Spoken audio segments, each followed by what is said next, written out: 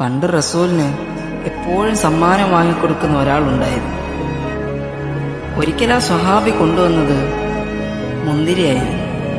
റസൂൽ അദ്ദേഹത്തിന്റെ മുമ്പിൽ വെച്ച് തന്നെ കഴിച്ചു. മറ്റ് സഹാബികൾ കൊതിയോടെ നോക്കി നിൽക്കുന്നുണ്ട്.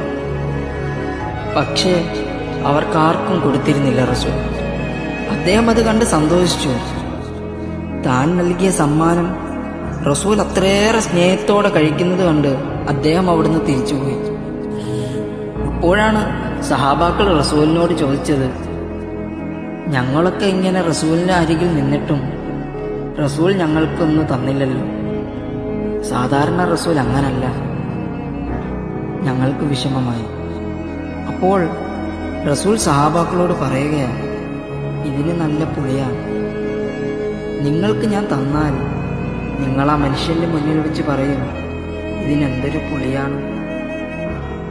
ഇപ്പോ അദ്ദേഹത്തിന് വിഷമാകൂലേ? അത് വേണ്ട. ഇനി വേണമെങ്കിൽ നിങ്ങളും കഴിച്ചോ. എല്ലാവരും എടുത്ത് കഴിച്ചു നോക്കി.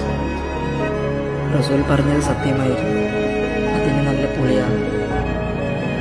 വാക്കുകൊണ്ട് പോലും ഒരു മനുഷ്യനെ മനസ്സ് നോവിക്കാതിരിക്കാനുള്ള ആന്തരികമായ ഒരു അച്ചടക്കത്തിന്റെ പേരായിരുന്നു പുണ്യ റസൂൽ സല്ലല്ലാഹു അലൈഹി വസല്ലം.